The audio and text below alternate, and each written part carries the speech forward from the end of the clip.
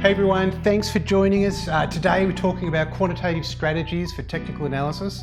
Now this is a topic which is near and dear to my heart, because as I've gone through technical analysis for so many years and I've seen so many people struggle with strategies and trying strategies and backtesting strategies and not having them work, I've always wanted to know, how can we help? How can we really dig in and understand what's going on and why these things happen?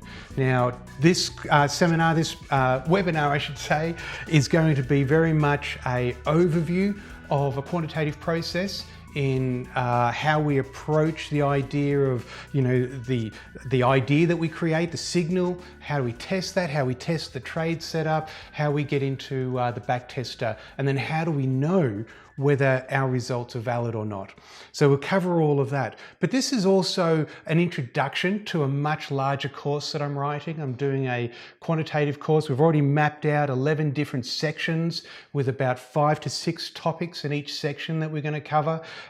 Some of those sections will be anywhere from a 10-minute video through to an hour-long video, depending on the topic. It's also going to be part theory, where we deal with things like the deep statistics, inferential versus descriptive, null hypothesis, and why that's important and why we need to think about those things.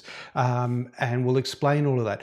But on the flip side, also how Optuma can help you achieve that, how it does all the heavy lifting of the statistics and gives you the answers. So you don't need to calculate it, but you do need to understand it so you know the relevance of the numbers that Optuma is giving back to you. So it's a bit of a mix of theory and then the practical implementation of it. And we'll include workbooks and tests and things that you can copy as we go through the course. So do keep an eye out for that because I'm really looking forward to getting this material out. We've had so many questions about the different testers and what they mean and how to set them up and things like that.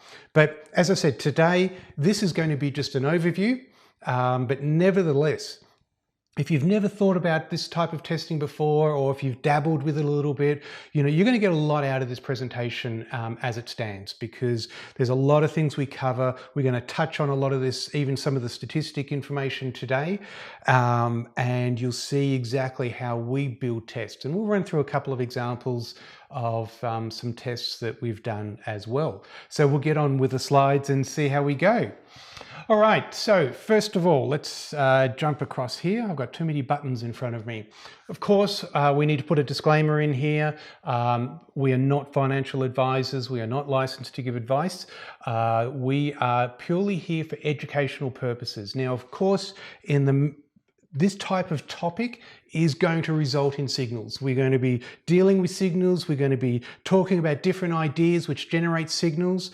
Essentially, unless you know exactly what you are doing, do not take any of these signals without speaking to a financial professional and determining whether these are suitable for you.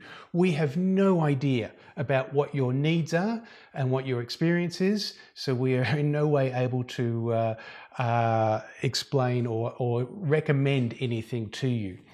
So there we go, disclaimer done.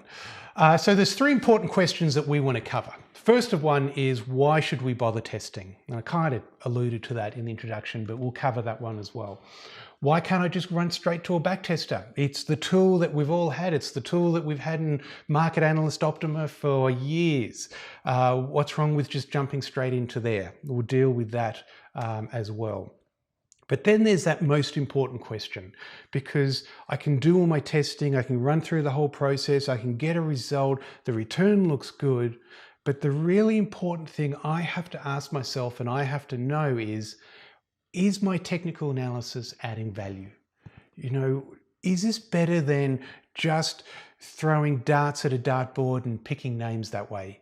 We have to know whether we're actually adding value, otherwise we're wasting our time. Now, maybe you love looking at charts and maybe this is a great hobby for you, then wonderful, that's great. But as long as you understand that that's what it is, and it's not necessarily better than randomly picking stocks. So we'll deal with that and we'll show how we can do that as well. So first of all, why test? My trend lines work great. My GAN fan works great. Everything's fine.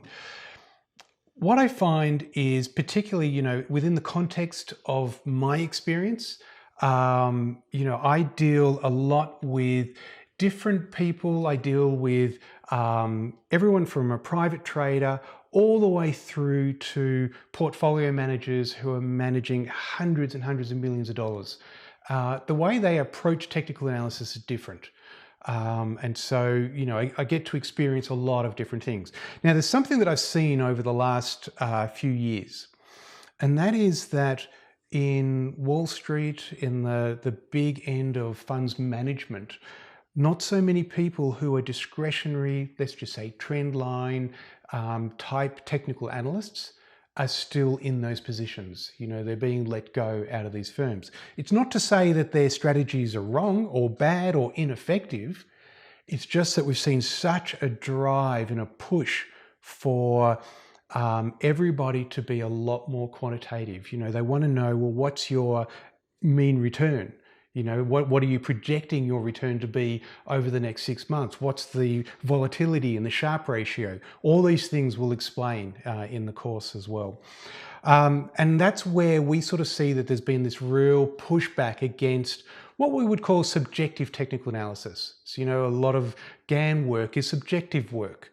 Again, not that it's wrong, it's very effective, but the big end of town isn't wanting to have that as part of their processes. They want something which is more quantitative, and they've found that they're getting just as good results out of a automatic strategy or a very quantitative, objective strategy rather than subjective strategies. So that's where we've seen, a lot of that happening.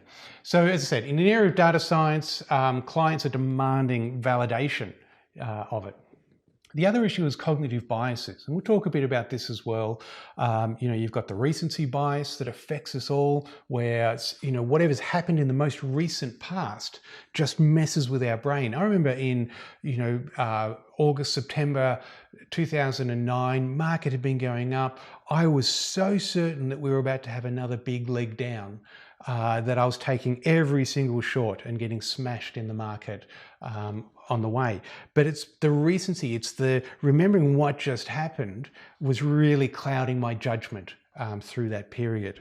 Well before I did the CMT, because had I done that, I would have known that not to fall for that one. But anyway, you got that. You've also got confirmation bias, particularly when we talk about a trading idea or a signal.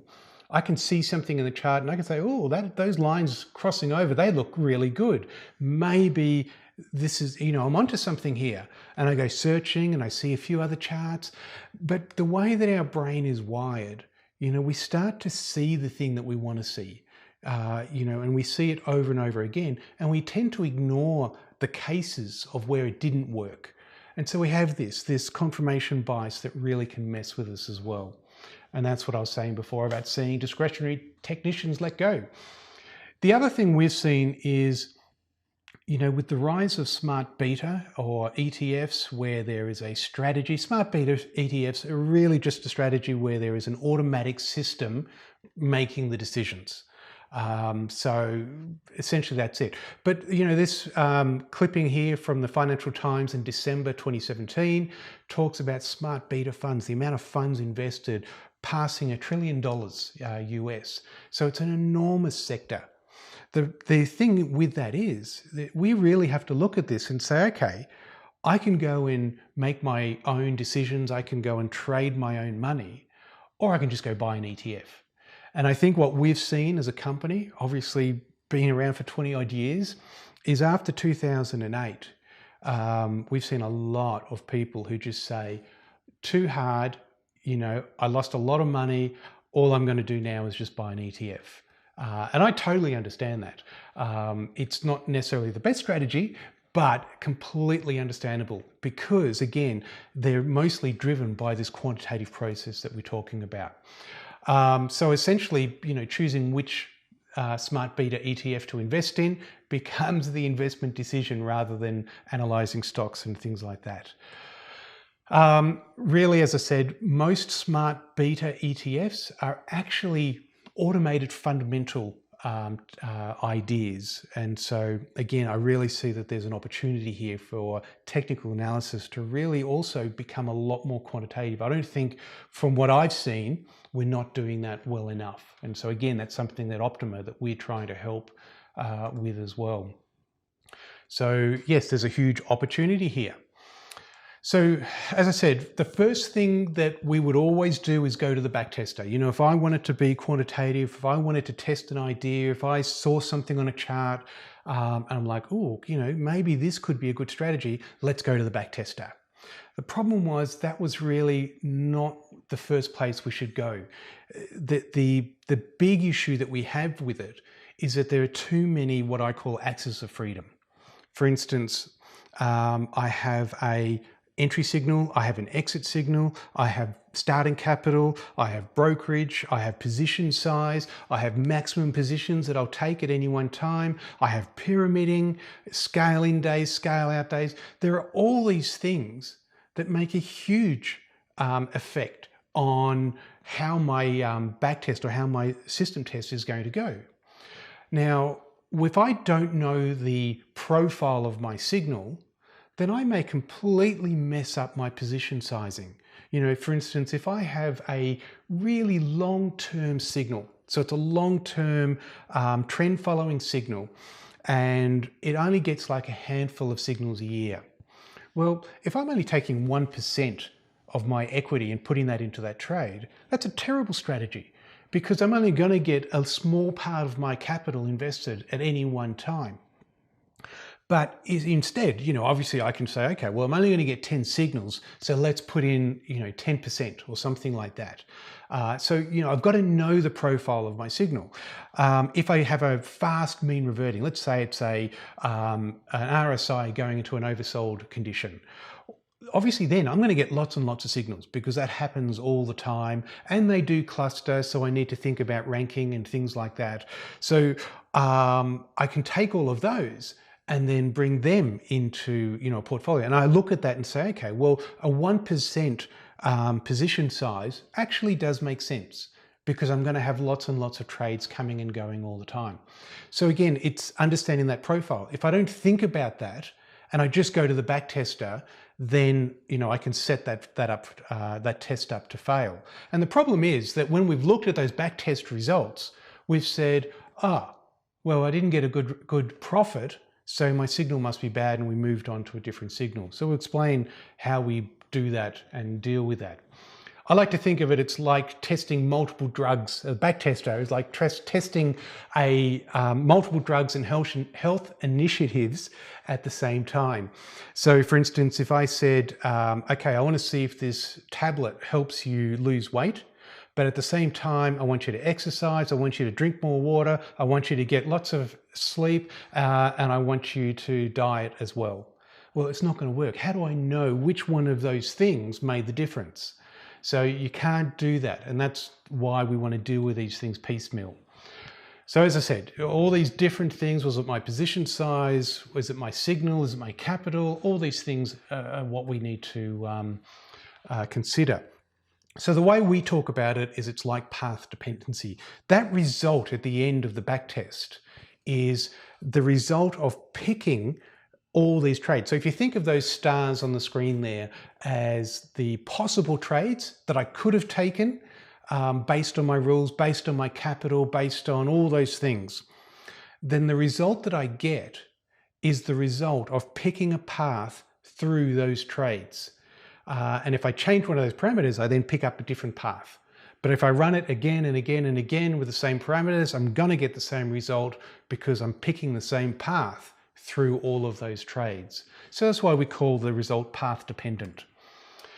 So in essence, refining, when we do optimization and things like that, it's not that we're improving our signal or such. Usually what's actually happening is that we're just finding a better path. So, you know, when someone says, oh, I want to optimize to find the best moving average that gives me the best result over the test period, I don't like that, and you'll know optimization isn't in Optuma. We may put some in at some point because there are some places where I'd like it. Position size is an area that I'd like to optimize on. I think there's some valid reasons for that. But essentially what optimization does, it's not that the moving average is better than the next one. All it's done is that because of the way and the timing of signals, it picked a better path. And that's how we got a better result. And it's not that that's necessarily repeatable, which again is why I don't like optimization, because what you get in the past can't be repeated in the future. But we'll talk more about that in the course as well. So we need to break up our testing into discrete steps and analyze the results at each step. So the steps that I recommend are these. The first one obviously is idea generation. Now this is what we are great at as technical analysts. We can look at things, we can look at charts, we can see things, and we can say, hey, there's something there which may be good. So very visual in the process there. Then it's signal testing to say, okay, I want to look at that idea. Maybe it's a crossover of two moving averages or an RSI or an ADX, whatever. I want to look at that signal in isolation, and I want to go through the whole market, and I want to find every single instance of it, and I want to see now what happened to the market after that signal, or what happened to that security after that signal. And so that's the signal testing part of it. No concerns about picking a path, because we're going to test all of them. No concern about capital, position size, or anything. No concerns even about an exit. All I care about is what happens for 21 days or 183 days. They're the two timeframes that I usually use. What happens for those periods after the signal? Because unless I'm seeing a lift on average out of that signal, then maybe it's not such a great idea. And you know, I'd be then going on looking for other things. The next step is trade testing, where we do add an exit signal. But again, we're not considering position sizes or anything like that. It's purely looking entry, exit. Let's find all the entry exit pairs we can, and let's test all of those. And then finally, we get to the back testing, which is the one that most of us know about and have used before. So of course, idea generation, this is what we are good at. You know, when you look here and you can see we've got a crossover, cross here, fast moving average, 50 period, crossing a 200 period moving average. Hey, this might be a good buy signal. You know, we can look at that and say, all right, it looks good there. No, not so good there, but then we get another couple of good ones. So maybe this is a strategy that's worth exploring. And so we'll use this one as we go through the rest of this presentation. And then we'll do some other examples at the end.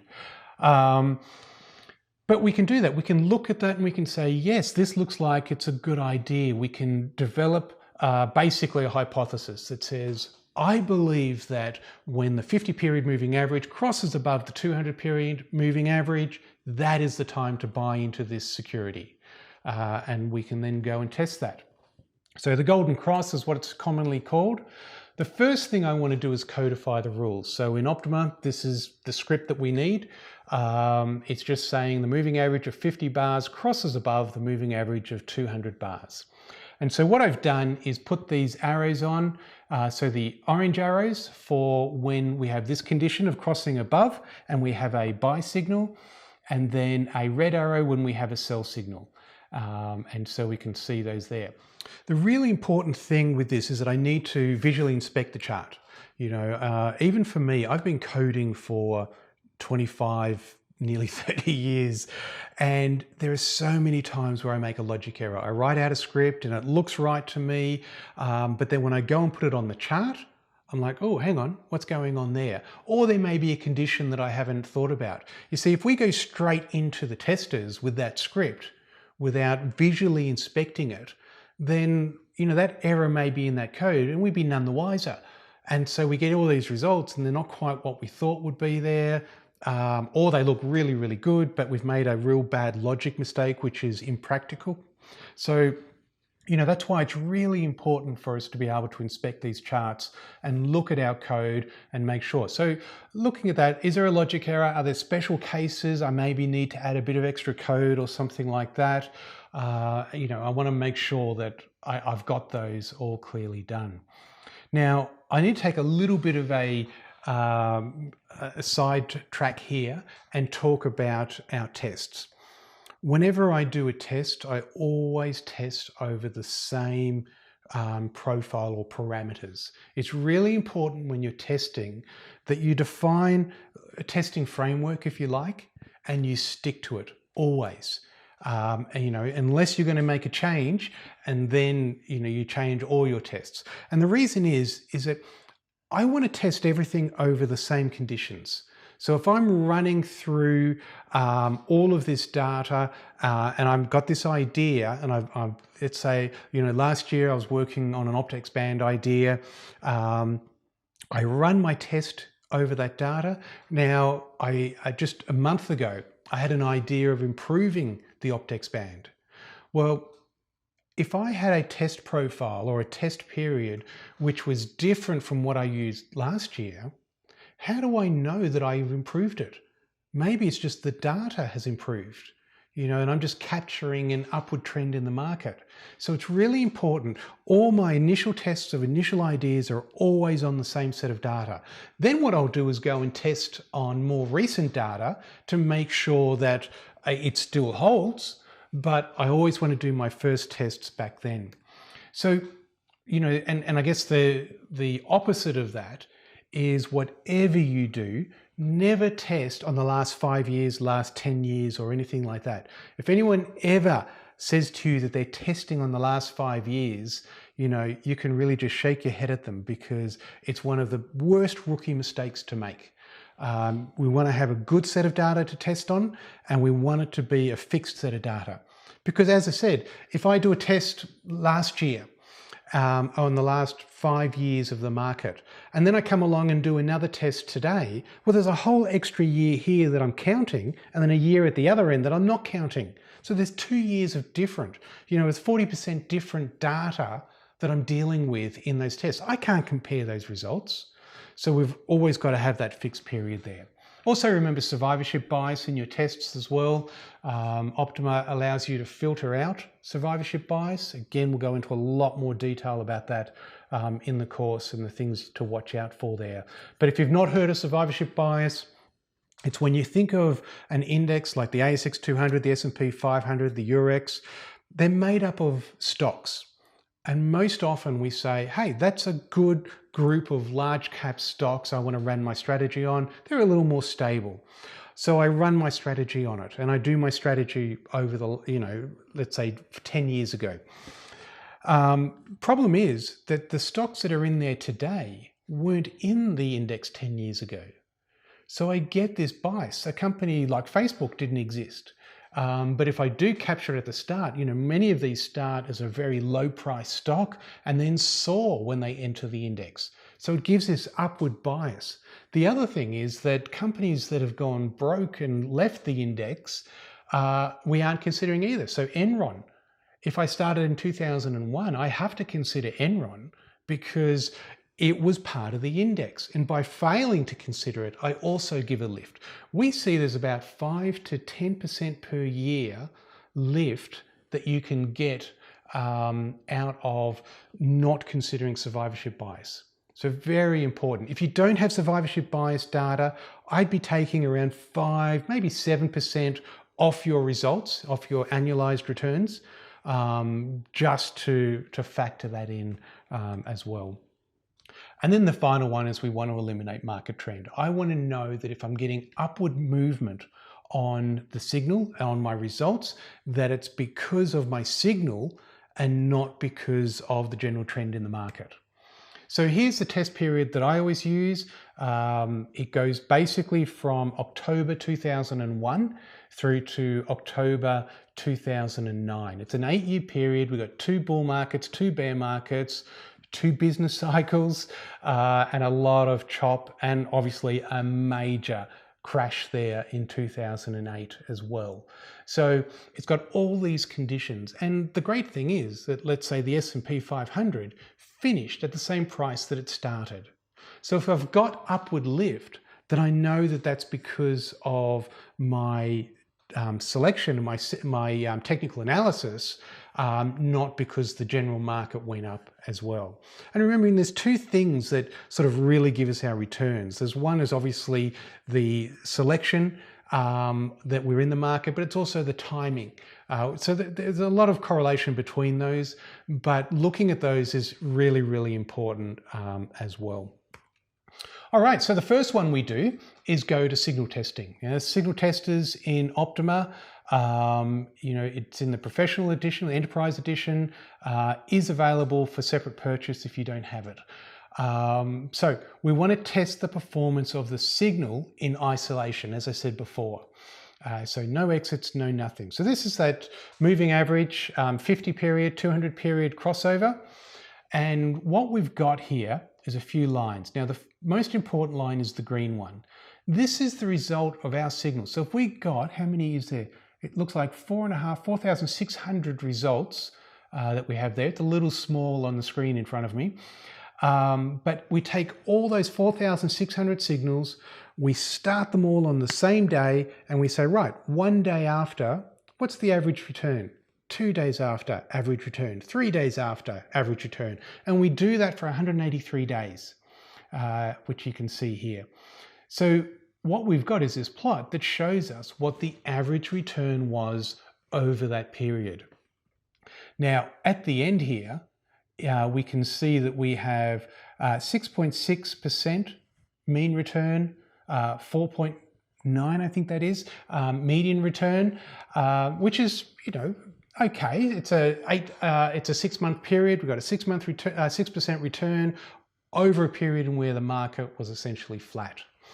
The other lines here, the yellow line is the actual index. So every time we take a signal, those 4,600 odd signals, we also take a measurement of the index. So if I'm going to buy Microsoft, I also take a measurement of the S&P 500 because I want to know that over that period, what was the average return on the index through those periods?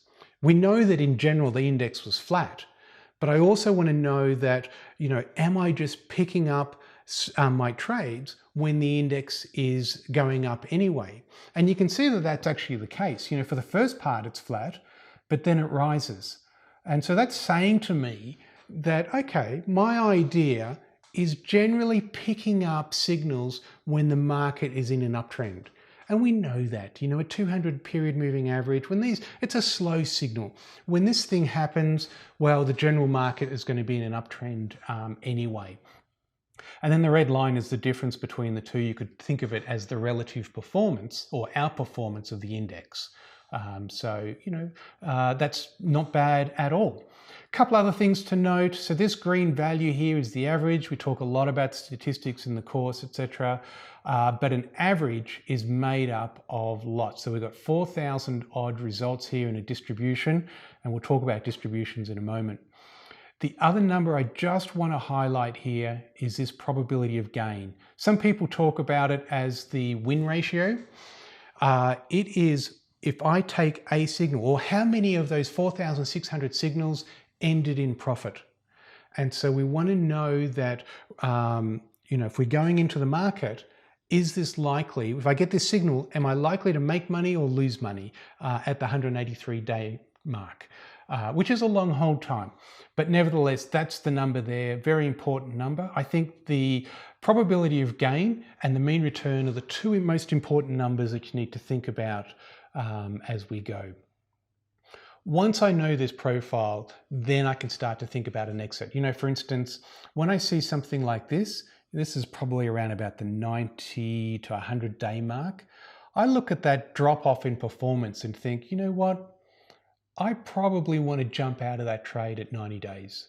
I don't see there's any point. We see other cases where it's really steep and flat and a lot more obvious than this one. And that's definitely far better for me to take my money off the table and find another trade that I can put it in rather than hold and go through this drop in performance.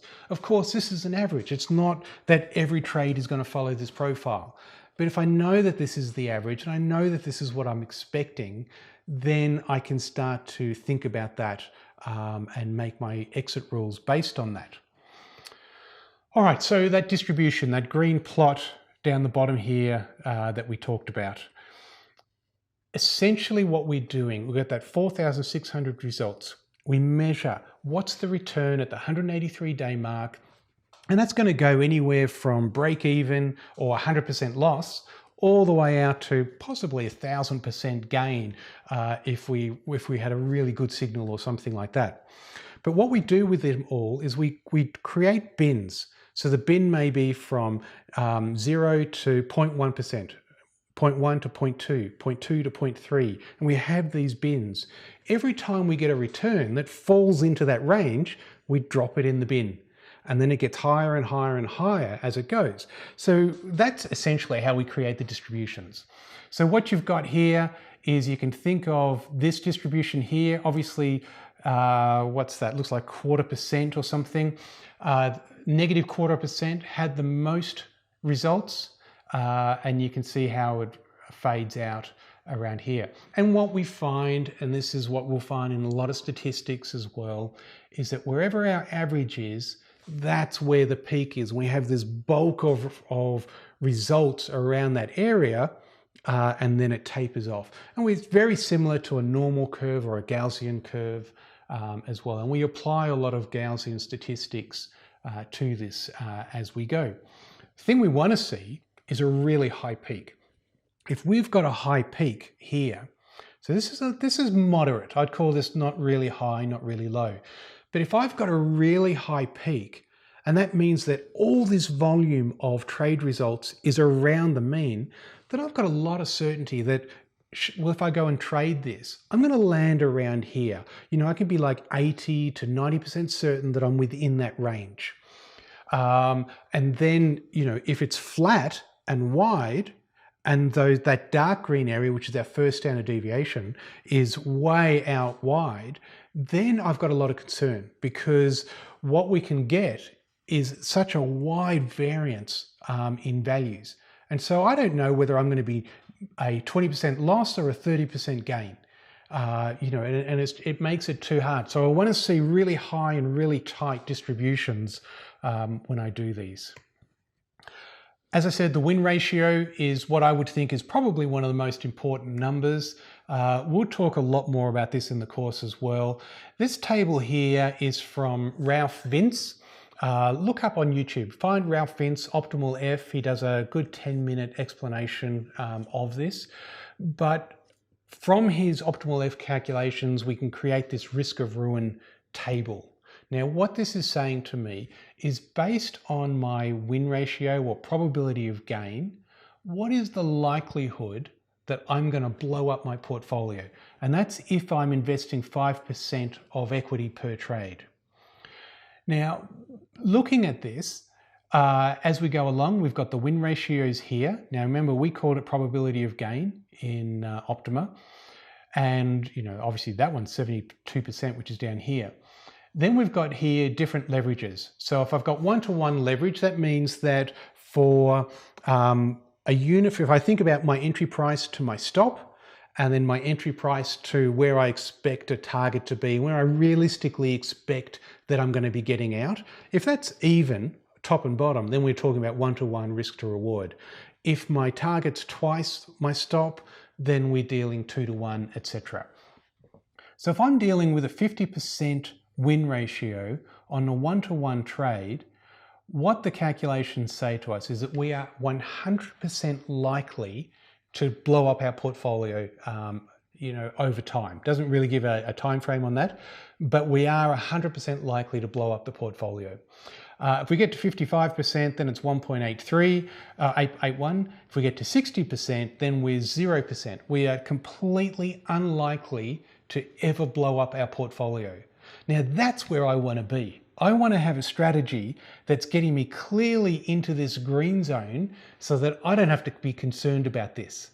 And I can just really just focus on finding the signals, and I don't have to think about worrying about the portfolio that. Of course, you can see as we get leveraged, we can get down to 25%, or probably more here, 40% at a 1 to 4 and still be okay.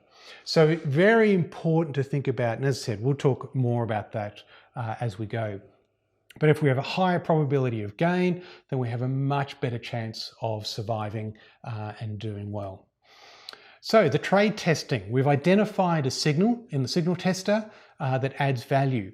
Hopefully, we've also identified when that signal stops outperforming and we can find the exit as we go.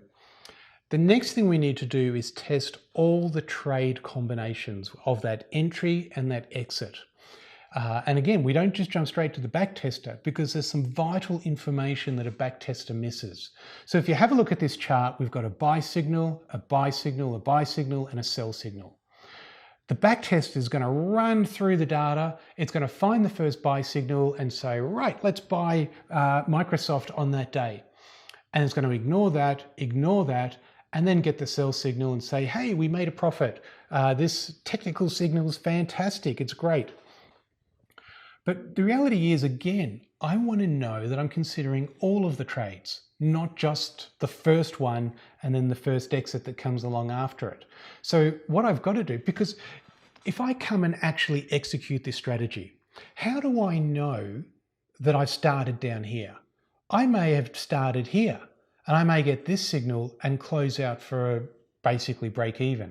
Or I may even start my strategy here and get this signal and close out for a loss. So I can't just take the first signal. That's again why the back test is the wrong way to deal with this. So what I've got to do is take this trade, and this trade, and again, average all three up so that I can look at them and say, well, okay, on average, how do the trades work with this? So we present that exactly the same way as the signal tester. Now, in an earlier version, Optuma 13, we tried a slightly different calculation on this line, which made it skyrocket and look like a fantastic result. So please be aware of that. If you're doing trade testing and you're getting absolutely skyrocketing results, it's because as trades were closed, they were no longer contributing to the calculation. And so, for instance, we had 4,600 trades. Right at the end, there's probably only 100 trades left. And they were the 100 trades that were still way in profit, never triggered the exit condition. And so, of course, those 100 were doing very, very well. What we had to do is consider all the 4,000 in the calculation. Even though it may have closed 50 days ago, we still counted that closing price as part of the calculation. It gives us a much more realistic profile as we look at it. But I can look at this, and again, I'm seeing that lump there. But obviously, and this is one of the things to note about the signal tester. Remember, the signal tester had the drop down here, but the trade tester doesn't. Well, obviously, if the signal is dropping down, we're going to get that reverse cross anyway, and we're going to be exiting those trades. So this is good. This is saying to me, great, I've dealt with that through taking the signal, and I'm not seeing that drop anymore in my average returns over that period. So that really gives me a lot of confidence about it. Same sorts of numbers, mean return 7.3% now on the trade tester. So obviously we were losing a lot of trades there. What have I said here? Okay, so compared to the signal tester, 7.3 versus 6.6, bad signals exited earlier. We didn't hold ones, because remember, the signal tester is completely unmanaged. There's no exit. We just want to see the profile of the market. So, that was good. The probability of gain, though, we're now at 49% win rate versus 57%. And what we really put that down to is that there were probably a lot of trades that went up, then went down and made a loss, or had the exit signal triggered and then eventually came back. Particularly over 6 months, that can happen.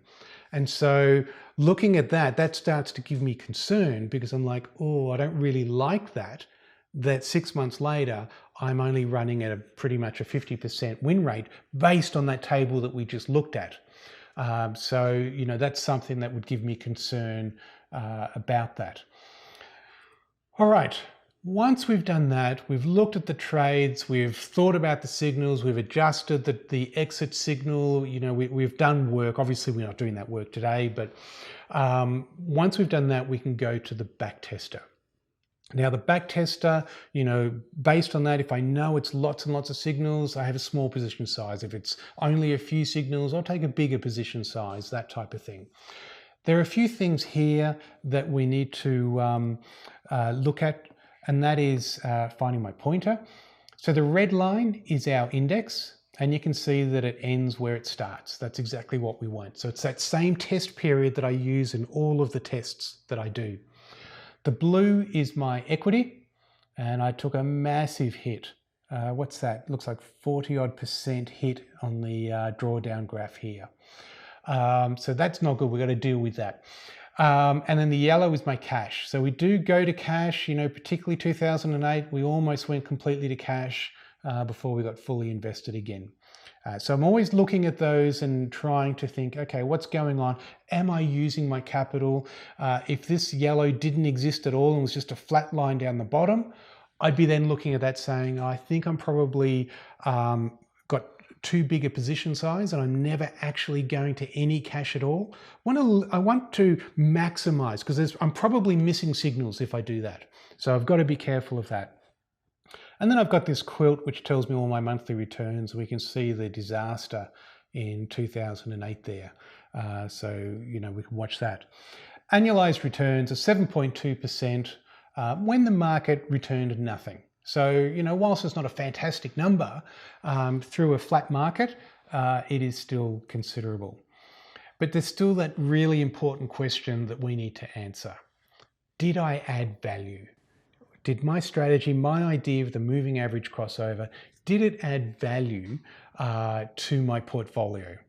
And, you know, or the other way of saying it, if you've got clients who are following your recommendations, are they better off for following your recommendations versus just randomly picking stocks or investing in an ETF or something like that? The other way of thinking about that is asking, is my idea better than random? You know, if I randomly picked stocks and invested them, you know, is my strategy better than that? And so that's really, you know, why we've got to get into some stats to be able to answer that. So I think I've got like a 4 or 5 intro to stats here, just giving a very basic overview, but enough so that you can understand that what we're doing in Optuma here. So obviously when we deal with statistics, we've got descriptive statistics and inferential statistics. We're dealing with a population, and out of that population, we take a sample. For instance, if I wanted to know the opinion of every 40-year-old male in the world, well, I can't go and ask all of them. If I just physically, that would be near impossible. So far better that we take a sample and we try and make that a representative sample, go around different countries and ask people, and then we collate those results. And from that, we can infer what the population believes. So, you know, that's the real thing there about sample or inferential. We're using statistics to infer what the population there believes. So descriptive statistics describe the data. So if I did have the capability of asking every 40-year-old man in the world a question, well, then the results would be descriptive statistics because they describe the results of asking everybody that question. But if I take that sample, then we would call it inferential statistics because I'm inferring what the population believes based on the measurements that we took. We don't draw any conclusions in descriptive statistics because we measured it. We know with certainty. There's no doubt about that. It's 100% confident. Inferential statistics, you know, as I said, we take the measurements on and then we infer that they apply to the whole population. I'm jumping ahead of myself a little bit there. All right, so when we think about our tests, what are they? Are they inferential or are they descriptive? So if we take a signal test, and it's through a finite period, 01 to 09, and we are thinking about this signal, is the results descriptive or is it inferential? And I would say that it's descriptive because we are finding every single instance of that signal and then we're measuring the average result of that. So it's a descriptive statistic about our signal.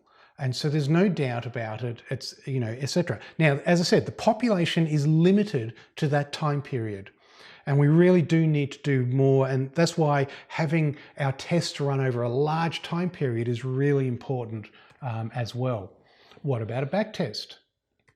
I would say that a back test is inferential because we have this issue that we're not actually taking every signal. In this case, whatever chart I was looking at there, that's a different chart. But before we had 4,600 signals. When we go to the back test, we don't take all of them because of our position sizing rules and all of that sort of stuff. So we do this test, we take a number of trades and we get a result and we make the inference that, okay, this is what we can expect if we go and trade this for real. And so that's why we call that inferential. So again, do I add value? If the measurement was descriptive, there's no question, but when the measurement is inferential, we need to compare it to other measurements or other samples is the way to think about it. So if you think about the population being all the trades that I could take, and I take this group of trades out of that, and I bring it in and I do my test on it, I have this result. You can think of that as like one sample out of the population. To know whether that sample is really good and whether it really added value, the best way I can do that is by going and grabbing lots and lots and lots of samples, working out the statistics for all of those, and then comparing mine to them. And so that's really what we want to do. We call that a sample distribution. So we take lots of them, thousands of random samples out of the population, we measure the results, and then exactly like we created the results distribution, we now create a sample distribution. And we get a plot, again, Gaussian plot, like we did before, generally following a normal distribution as well. Now we can compare our results to that to see whether it's better than average. So if this was a sample distribution and my result was over here, but most of the other samples had better profits or better returns or better probability of gain, then I'd be saying, oh, I really didn't have such a great idea after all, because randomly picking samples was giving me a better result. But if I'm way over here, then that would be great because I know, hey, this is better than average. This is better than randomly picking trades out of the market. And what we do is we call this part of the null hypothesis. So this is actually the p-value. The null hypothesis is this really funky logic way of looking and framing a scientific argument. Again, we will talk about that in the course in a lot more detail. But the theory really comes down to this. If I want to know that my idea is significant, it has got to be way over here on the right side of the distribution. And the smaller this area, we call this area the p-value, the smaller this area is, the better. Because then I know that I'm much, much more significant than if it was bigger. So these are the things that we're looking at as we do this. Smaller the better. I then have confidence that I'm adding value, which is that question. So again, what do we use? So we've talked about this. How do we build that sample distribution? We can't just rehash our results. There are some people that do. There's a bootstrap method which does. There's some merit to it.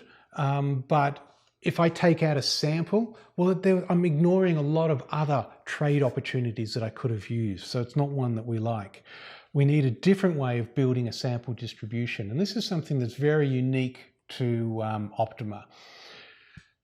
Question I came down to when I was teaching on all of this material, CMT level 3, we taught on it, we talked about it, but there was no clear way of building, and definitely no way in software that I saw of building a sample distribution. So I started thinking about this and saying, okay, what is it that actually leads to returns? If I'm going to be investing money in the market, what is it that gives me my return? And the answer I came up with is that it's actually exposure to appreciating assets. You know, I know this brings it all the way back to first principles, but unless I am exposed to the market, I cannot participate in the returns of the market or of a security. I have to actually put my money in. So what that led me to think is that if I'm going to have a return, or if I'm going to have a sample, each of those samples in the sample distribution must have the same exposure to the market as my strategy. Because that then allows me to look at it and say, okay, is my exposure to the market with my selection driven by technical analysis better than randomly picking trades and having the same exposure to the market as I did?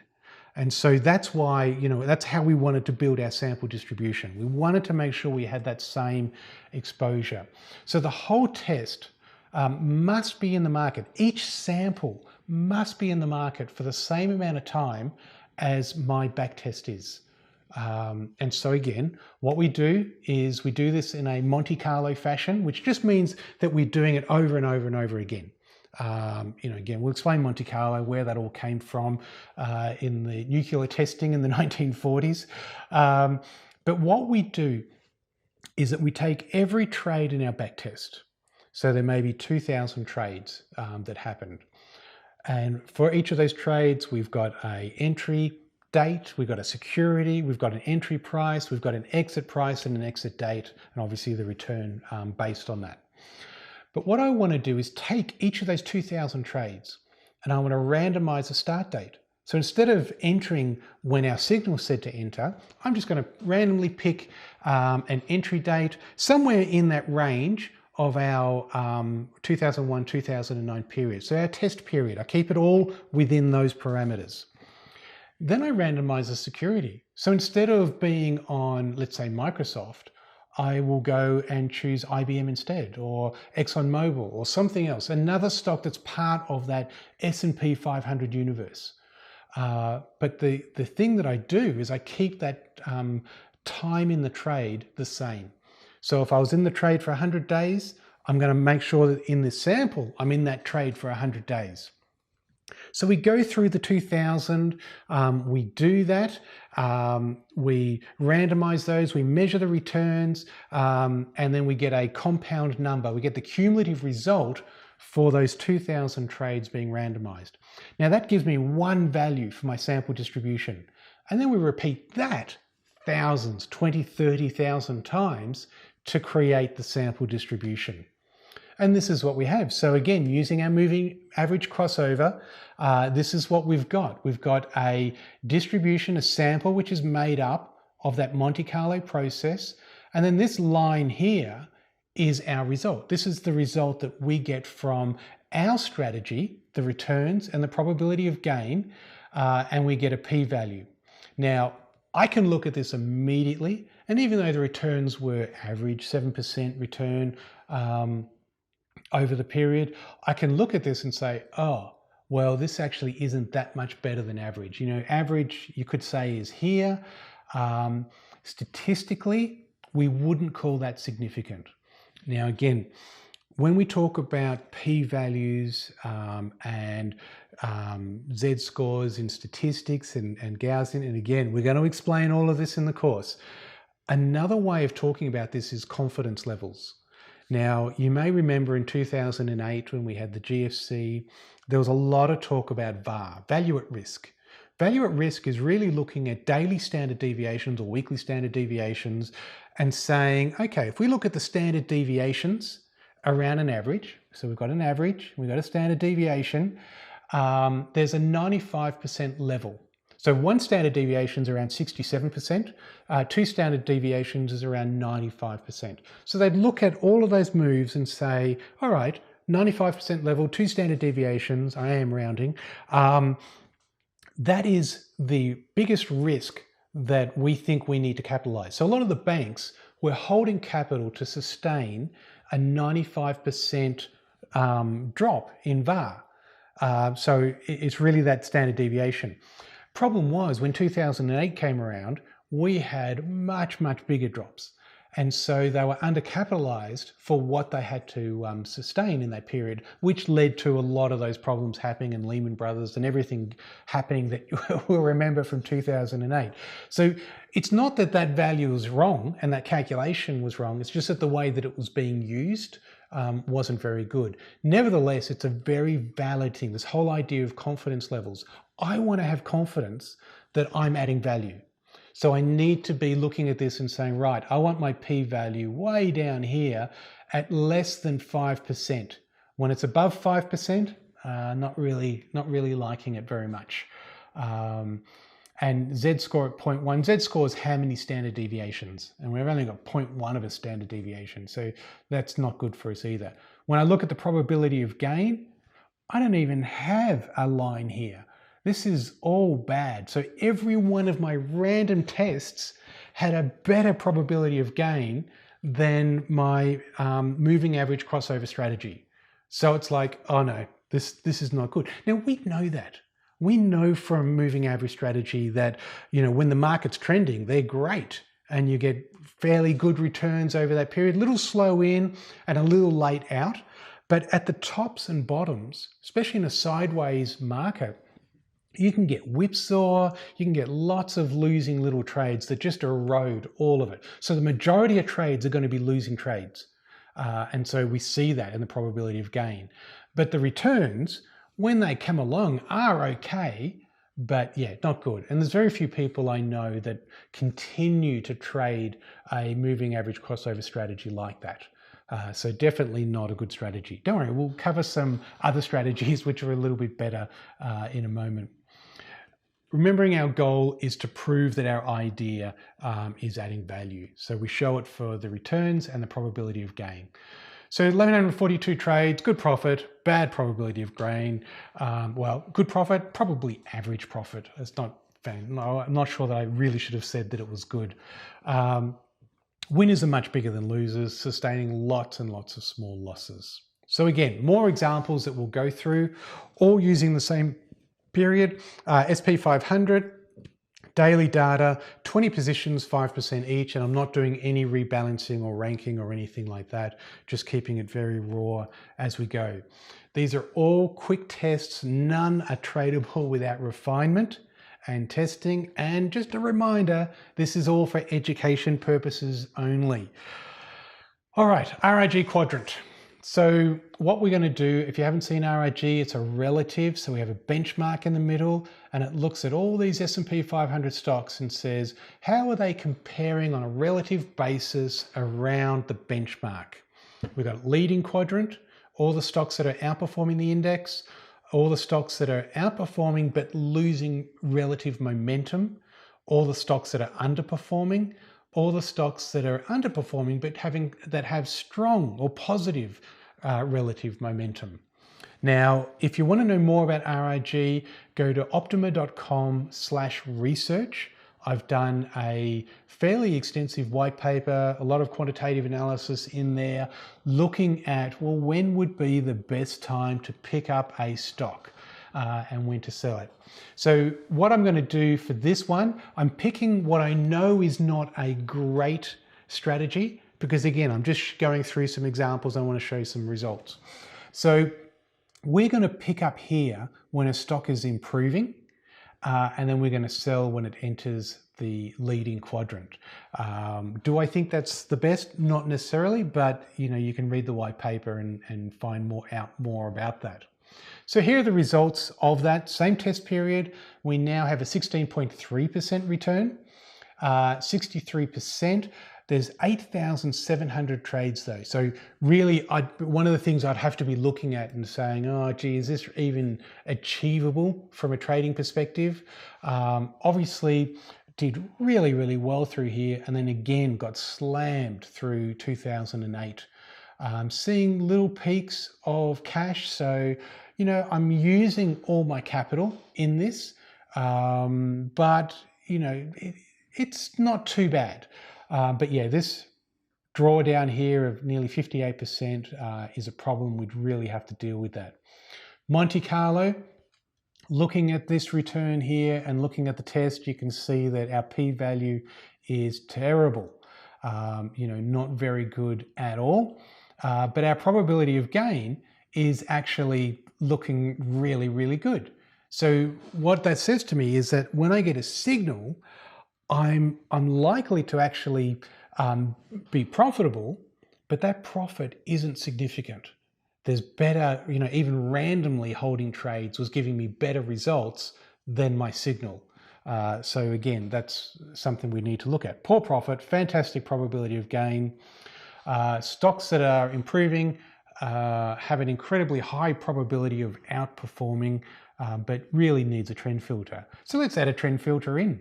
So I just have, one of my stored scripts in Optuma is just looking at the S&P 500, the actual index, and says when its 50-day moving average is above its 200-day, well, then I'm going to take my signal. So I just add that as a filter, and you can see that we've got 12% gain. So we've got less gain, but much higher probability of gain there as we go. And so, that's really good. It's improved our results. The other thing it's done, I think I highlight that here, we've basically got a third of the drawdown. So whereas we were nearly 60% before, we now max out at 20%, and most of our drawdown here was probably around 16, 17%. So we really have dealt with it. So the volatility of this is a lot lower. I think if I come back here, you can see our Sharpe ratio at 0.06. That's awful. That's a terrible number because our volatility was so big. And again, don't worry, we'll explain all of this in the course.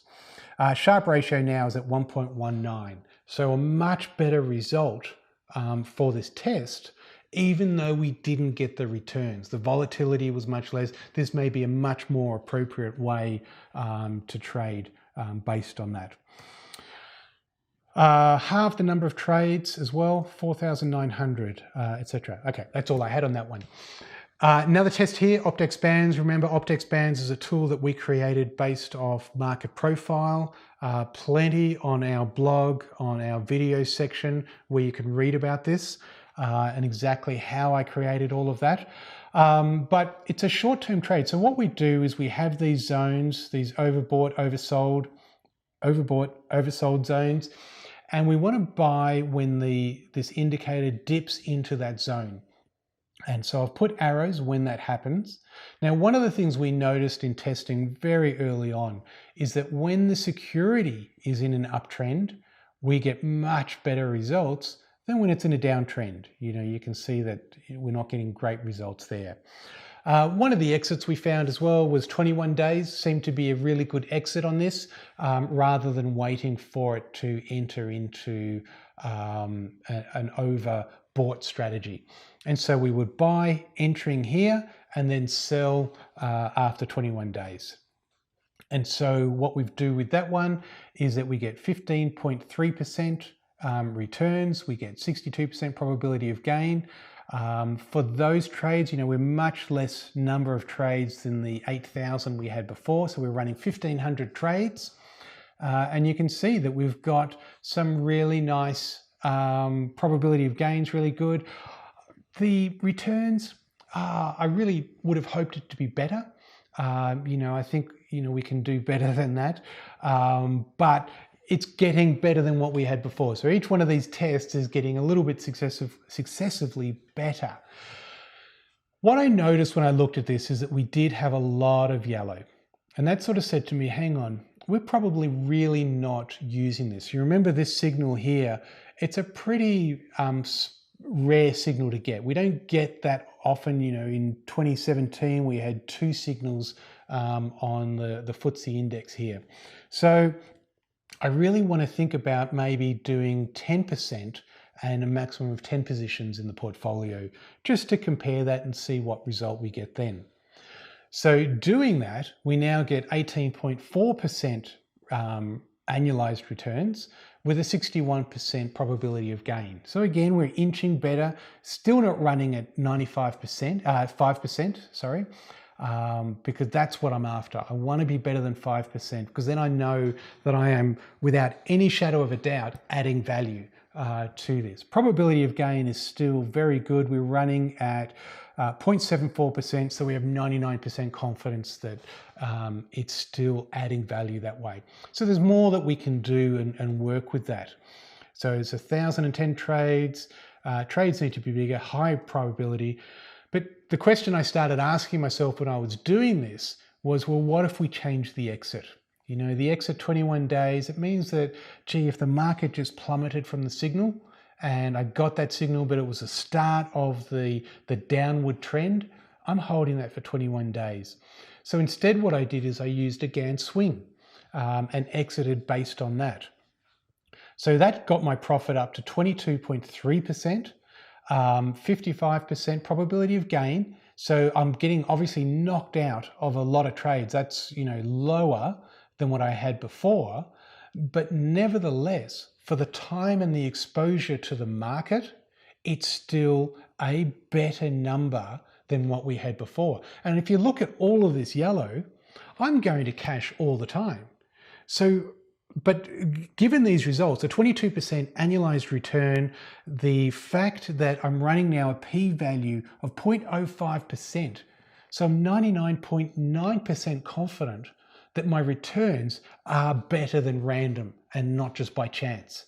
So there's no question in my mind that this strategy is adding value. There's no question in my mind that my chances, my 55% probability of being right, is far better than random when we look at that exposure. So there's 2,700 trades, but as I said, my exposure to the market is much, much smaller. So again, this is giving me a lot of confidence with this strategy as well. Halve the drawdown, reduce the volatility, exits trades much quicker than before. So again, there is a lot of stuff that we're covering, and you know, there's a lot of stuff that we still need to cover in the course. My hope with all of this is that you'll see this as a really just like an introduction to the quantitative process. It's to sort of give you an idea of all the things which are there still to be covered and why this is such a big course. But again, our hope here at Optuma is really to equip and to help. And I really see that a big part of that is that I need to step up and do some teaching on these items as well. So we're really going to dig in and deal with this quantitative analysis and cover that. Do certainly hope that you'll join us in this course as we go through it all. There will be obviously access to the video lessons presented exactly like this, some on Optuma, some on slides, depending on the content. There'll be access to a private forum, which I'll be basically in and monitoring, so you can ask me questions directly. And of course, you know, there'll be examples, workbooks, scans and tests and things that I create that you can just download into your copy of Optuma. You do need to have the advanced testing module, so you'll need to be getting that as well if you don't have that as part of the course. But nevertheless, even if you don't have Optuma and you don't have the advanced testing, but you just want to understand this whole quantitative process in a lot more detail, you're still going to get a lot of value out of the course as well. So, you know, I think it's something that you're going to get a lot of value. That's certainly my whole philosophy in everything we do with Optuma, is making sure that, you know, we're exceeding people's expectations. So thank you so much for watching. If you're still watching now, I mean, it's been a long session for an introduction session. But again, thanks so much for watching. And, you know, we look forward to being able to help you with this work as well. Thank you.